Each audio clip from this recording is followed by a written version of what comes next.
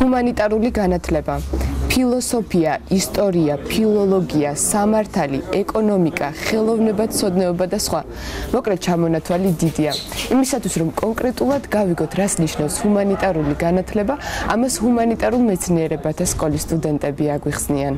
საქართველოს დღეს თანამედროვე საერთაშორისო ურთიერთობების მნიშვნელოვანი აქტორია. ჩვენი ქვეყნის ევროკავშირსა და ნატოში გაწევრიანების სურვილი განაპირობებს ჩვენს ინტერესს ამერიკაში, ევროპაში და კავკასიაში მიმდინარე პროცესების მიმართ. ჩვენ უკვე მესამე წელია ვსწავლობთ კავკასიის ჰუმანიტარულ მეცნიერებათა სკოლის რეგიონმცოდნეობის სპეციალობაზე.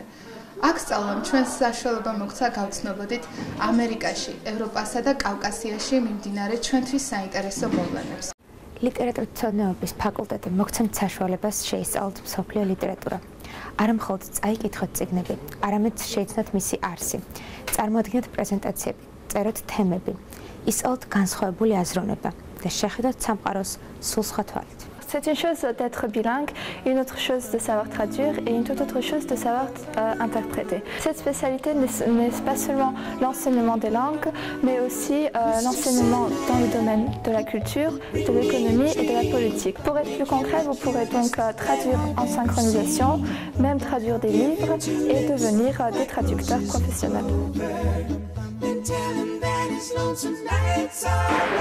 ასევე აუცილებელია ვიცოდეთ სოფლიო ისტორია, რადგან ისტორია მეორდება.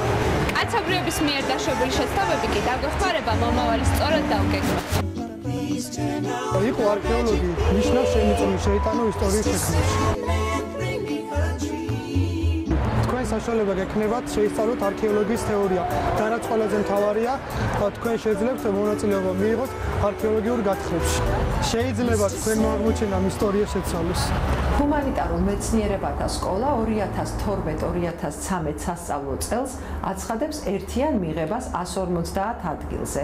ეს საშუალებას მისცემს ჰუმანიტარული სკოლის სტუდენტებს თავად აირჩიონ ჩაბარების შემდეგ შემოთავაზებული პროფესიები: ისტორია, არქეოლოგია, რეგიონმცოდნეობა, ფილოლოგია. პროგრამის საგნები ისწავლება თანამედროვე სწავლების მეთოდების გამოყენებით და მასში ჩართული არიან წამყვანი პროფესორ-მასწავლებლები. პროგრამას უკვე აქვს საშუალება და გაცვლით პროგრამებში სტუდენტებს უშვებს ჯერჯერობით პოლონეთისა და ესტონეთის უნივერსიტეტებში. ისტორიისა და არქეოლოგიის პროგრამებისთვის საინტერესო და საყურადღებოა ის, რომ სტუდენტები გაივლიან საველე პრაქტიკას.